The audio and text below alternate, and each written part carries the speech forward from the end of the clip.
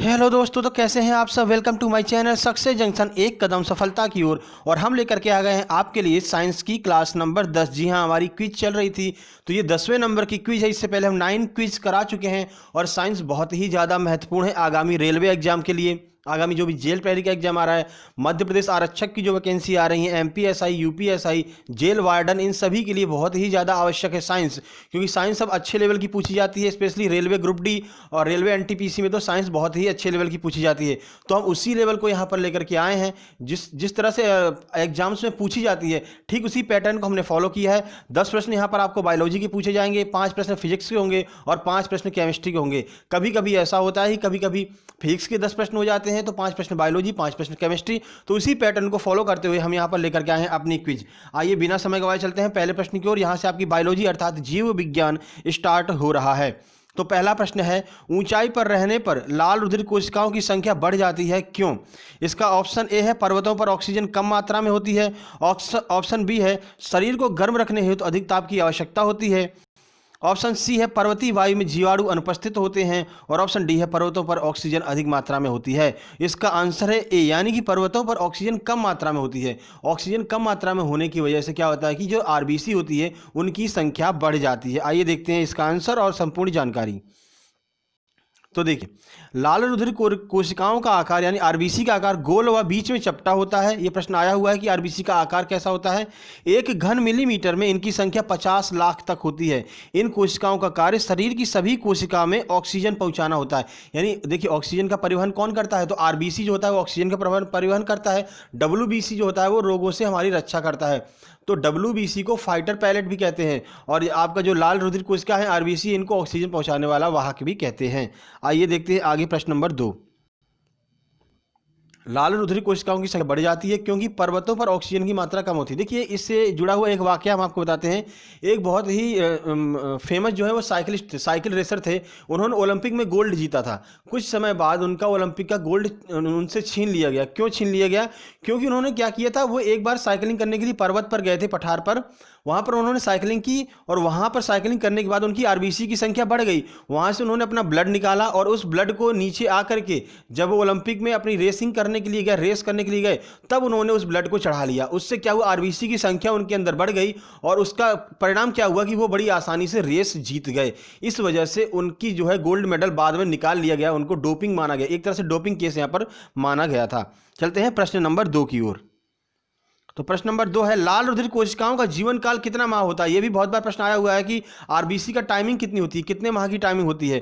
Option A है 1 सप्ताह, option B है 4 माह, ऑप्शन बी है 1 माह, ऑप्शन सी है 4 माह और ऑप्शन डी है 1 वर्ष। तो इसका आंसर आइए देखते हैं। तो इसका आंसर है सी, यानी कि 4 माह का समय होता है आपका आरबीसी का जीवन काल। तो आरबीसी का जीवन काल लगभग 4 माह का होता है। इसमें आयरन पाया जाता है पहली बात, और हीमोग्लोबिन की अधिकता कारण आरबीसी का रंग कैसा होता है? लाल रंग की होती है आरबीसी, रेड ब्लड कार्पल्स। चलते हैं अगले प्रश्न की ओर।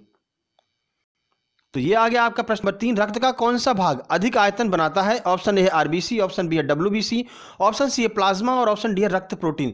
तो किसकी वजह से रक्त जो है थोड़ा थोड़ा गहरा सा हमको, मतलब गहरा और जिसको एक तरह से कहते हैं कि मोटा मोटा सा हल्का लगता है हमको, आयतन उसका कौन बनाता है, ये आपसे पूछा गया है। तो आइए देखते हैं इसका आंसर। तो प्लाज्मा, इसका आंसर है प्लाज्मा। देखिए, प्लाज्मा रक्त का मूल आधार है, ठीक है। रक्त का लगभग 60% भाग प्लाज्मा होता है। इसका मुख्य कार्य क्या होता है? पचे हुए भोजन को शरीर में संवहन करना।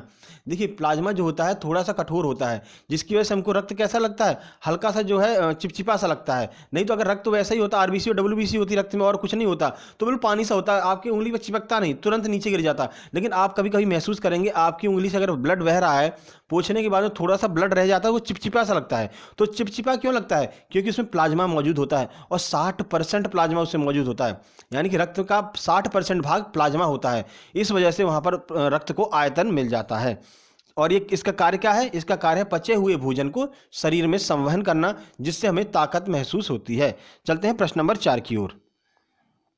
प्रश्न नंबर 4 है, बुढ़ापे में होने वाले आंख के विकार को क्या कहते हैं? ऑप्शन ए है जरा दृष्टि दोष, ऑप्शन बी है दूरदृष्टि दोष, ऑप्शन सी है दृष्टि पटल दोष और ऑप्शन डी है निकट दृष्टि दोष। तो इसका आंसर है ए, यानी कि जरा दृष्टि दोष कहते हैं जब बुढ़ापे में कोई परेशानी होती है आंखों से संबंधित। आइए इसकी पूरी जानकारी लेते हैं। तो देखिए, जरा दृष्टि दोष आंखों की उम्र बढ़ने से जुड़ी एक समस्या है जिसके परिणाम स्वरूप निकट वस्तु पर स्पष्ट रूप से ध्यान केंद्रित करने की क्षमता में लगातार कमी होती रहती है। मतलब अगर कोई वस्तु आपके पास रखी है तो उस पर आप ध्यान केंद्रित नहीं कर पाएंगे, उस वस्तु को थोड़ा सा आपको दूर करना पड़ेगा, तभी आपको स्पष्ट रूप से दिखाई देगा। इस दोष को कहते हैं जरा दृष्टि दोष, जो कि बुढ़ापे में हो जाता है। चलते हैं प्रश्न नंबर 5 की ओर। तो यह है आपका प्रश्न नंबर 5। बहुत अधिक मात्रा में अल्कोहल का सेवन करने से कौन सा अंग खराब हो सकता है? ऑप्शन ए है फेफड़े, ऑप्शन बी है वृक्क, ऑप्शन सी यकृत और ऑप्शन डी है हृदय। तो कौन सा अंग यहाँ पर खराब हो जाता है? एक मूवी का डायलॉग भी है कि हे भगवान मुझे दांत एक देना लेकिन लीवर जो है वो 32 के 32 देना। ठीक है, मतलब उसमें एक शराबी था, वो ऐसा कहता है। ठीक है, क्योंकि वो अल्कोहल ज़्यादा पीता था। तो आइए देखते हैं, अब इस लाइन से ही आपको क्लियर हो गया होगा कि इसका आंसर क्या हो सकता है। देखिए, इसका आंसर है सी, यानी कि यकृत, जिसे लीवर भी कहते हैं। तो बहुत अधिक मात्रा में अल्कोहल अर्थात शराब पीने से लीवर आपका खराब हो सकता है। पहली बात तो शराब का सेवन करना ही नहीं चाहिए, बहुत ही ज़्यादा यहाँ पर हानिकारक होती है शरीर के लिए। चलते हैं अगले प्रश्न की ओर। ये रहा प्रश्न नंबर 6। प्रश्न नंबर 6 है, निम्न में से कौन समुद्र में प्रचुर मात्रा में उपस्थित होता है तथा उसकी कमी से मानव में कोई रोग भी हो जाता है? देखिए, अब प्रश्न कितने घुमा करके पूछे जा रहे हैं। ऑप्शन ए है विटामिन ए, ऑप्शन बी है लोहा, ऑप्शन सी आयोडीन और ऑप्शन डी है फ्लोरीन। ये प्रश्न अभी यूपी बीडीओ का जो एग्जाम 2020 में हुआ था, कोरोना के टाइम पर ही जो हुआ था, जब कोरोना हल्का सा कम हुआ था, उस समय पर जो एग्जाम हुआ था यूपी बीडीओ का, उसका ये प्रश्न है। आइए देखते हैं इसका आंसर। तो इसका आंसर है सी, यानी कि आयोडीन। देखिए, अभी तक क्या पूछा जाता था, आयोडीन की कमी से कौन सा रोग हो जाता है, ये प्रश्न सीधे सीधे पूछ लिया जाता था, लेकिन अब प्रश्न घुमा करके पूछा जा रहा है। देखिए, आयोडीन समुद्र में प्रचुर मात्रा में उपस्थित होता है, आयोडीन की कमी से मानव में घेंघा रोग हो जाता है। उम्मीद करते हैं प्रश्न आपको समझ में आया होगा। तो चलते हैं अगले प्रश्न की ओर। छोटी माता अथवा स्मॉल पॉक्स की बीमारी किस वजह से उत्पन्न होती है? ऑप्शन ए है मक्खी, ऑप्शन बी है मच्छर, ऑप्शन सी है जीवाणु और ऑप्शन डी है विषाणु। तो इसका आंसर विषाणु यानी वायरस की वजह से स्मॉल पॉक्स या छोटी माता की बीमारी उत्पन्न होती है।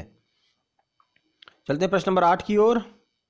निम्नलिखित में से कौन सा नपुंसकता विरोधी विटामिन कहा जाता है? ऑप्शन ए है विटामिन डी, ऑप्शन बी है विटामिन ए, ऑप्शन सी है विटामिन ई और ऑप्शन डी है विटामिन के। तो कौन सा यहाँ पर विटामिन है जो नपुंसकता विरोधी विटामिन कहा जाता है जिसे? आइए देखते हैं इसका आंसर।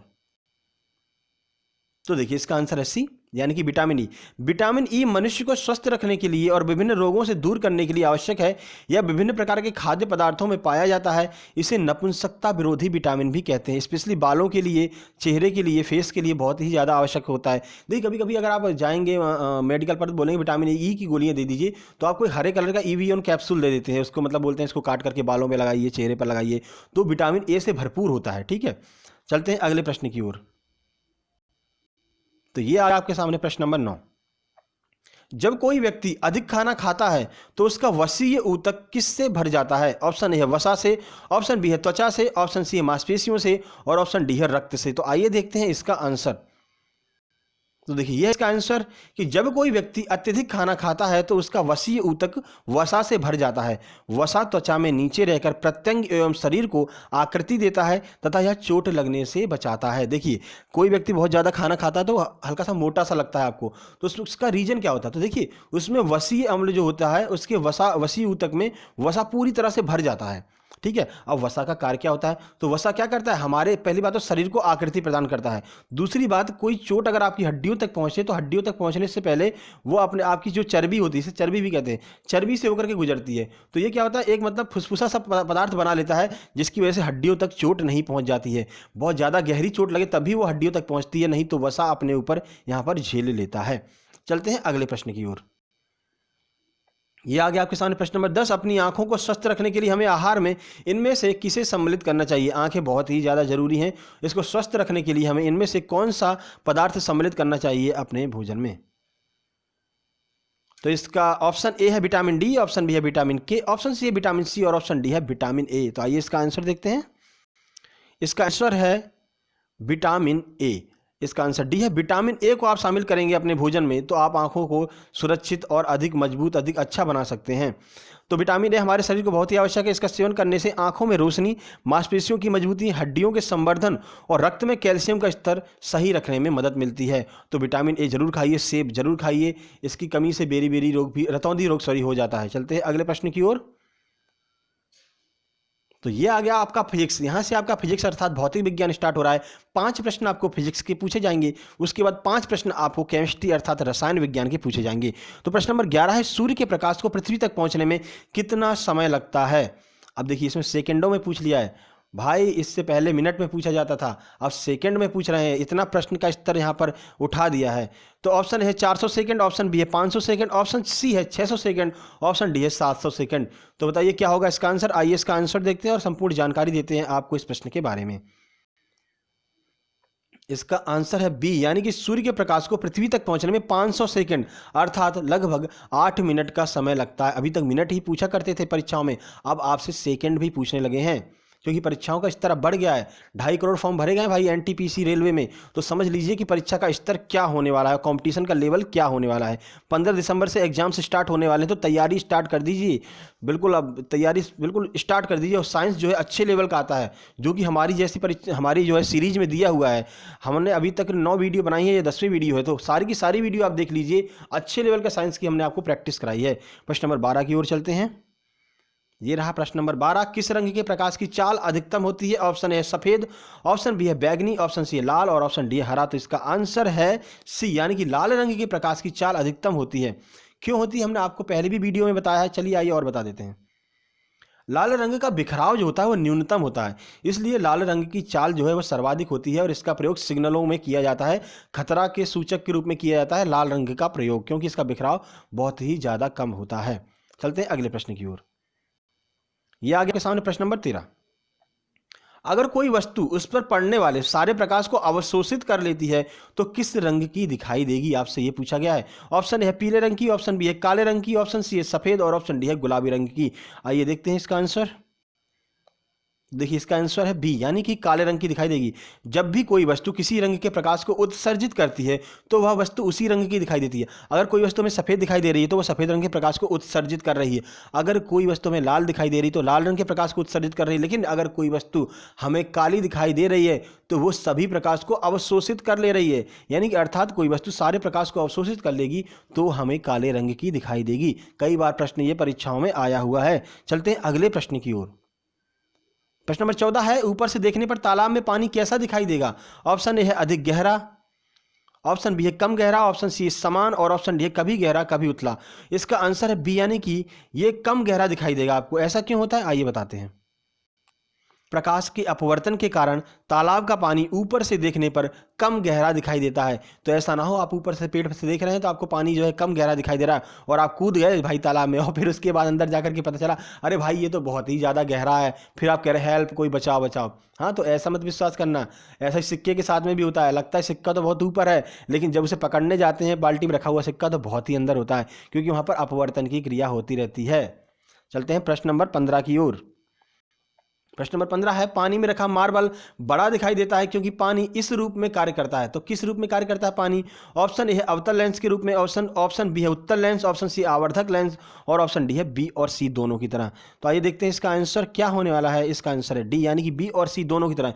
यानी कि देखिए पहली बात तो उत्तल लेंस की तरह कार्य करेगा, उसके बाद वो आवर्धक लेंस की तरह कार्य करेगा। इस वजह से पानी जो है हमें कैसा, पानी में पड़ा हुआ मार्बल हमें बड़ा दिखाई देता है। दूसरी बात उसमें अपवर्तन की क्रिया भी होती है। तो ये आपका आंसर हो गया, ये तो हमने आपको समझा ही दिया है। चलते हैं अगले प्रश्न की ओर। यहां से आपका स्टार्ट हो रहा है रसायन विज्ञान अर्थात केमिस्ट्री। तो देखिए केमिस्ट्री यहां से स्टार्ट हो रही है। प्रश्न नंबर 16 आपके सामने है कि किसकी उपस्थिति के कारण दही का स्वाद खट्टा हो जाता है? ऑप्शन है लैक्टिक एसिड, ऑप्शन बी है एसिटिक एसिड, ऑप्शन सी है सिट्रिक एसिड और ऑप्शन डी है इनमें से कोई नहीं। तो आइए आंसर देखते हैं इसका। इसका आंसर है ए, यानी कि लैक्टिक एसिड की वजह से जो दही होता है वो हमें खट्टा लगता है। तो देखिए लैक्टिक अम्ल की उपस्थिति के कारण दही का स्वाद खट्टा हो जाता है। इसी अम्ल की मांसपेशियों में जमने से थकान महसूस होती है, यानी लैक्टिक अम्ल जो है जब हमारी मांसपेशियों में जम जाता है तो हमें थकान का अनुभव होता है। चलते हैं प्रश्न नंबर 17 की ओर। तो प्रश्न नंबर 17 है, सोडा एसिड में आग कैसे बुझ जाती है? यानी सोडा एसिड को अगर आप आग के ऊपर छिड़क देते हैं तो वो कैसे आग को बुझा देता है? क्या रीजन है कि आग तुरंत बुझ जाती है? देखिए कभी पेट्रोल की वजह से आग लग जाए तो पानी नहीं डालना चाहिए, बिजली वाली कभी आग लग जाए शॉर्ट सर्किट से तो पानी नहीं डालना चाहिए, उससे आग और भी ज़्यादा भड़कती है। तो क्या करना चाहिए? सोडा एसिड वाला जो होता है रेड कलर का आता है सिलेंडर, उसका उपयोग करना चाहिए। आइए देखते हैं इसका आंसर और इसकी संपूर्ण जानकारी।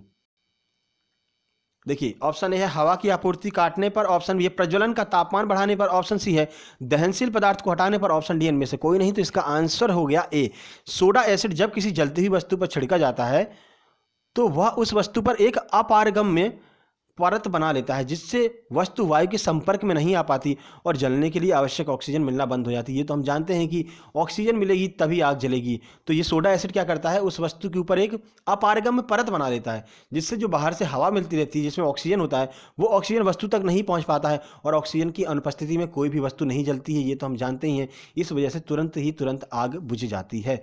चलते हैं अगले प्रश्न की ओर। प्रश्न नंबर 18 है एक्वा रेजिया क्या है।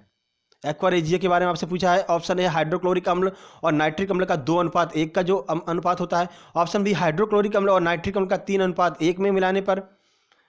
ऑप्शन सी है हाइड्रोक्लोरिक अम्ल और नाइट्रिक अम्ल को 5:1 में मिलाने पर, और ऑप्शन डी है उपरोक्त में से कोई नहीं। तो इसका आंसर है बी, हाइड्रोक्लोरिक अम्ल नाइट्रिक अम्ल का 3:1 का अनुपात बना हुआ मिश्रण होता है एक्वा रेजिया जो कहलाता है। देखिए हाइड्रोक्लोरिक अम्ल और नाइट्रिक अम्ल को 3:1 मिला देंगे तो एक मिश्रण बन जाएगा जिसे हम एक्वा रेजिया कहते हैं। यह बहुत ही ज्यादा प्रबल अम्ल होता है। चलते हैं प्रश्न नंबर 19 की ओर।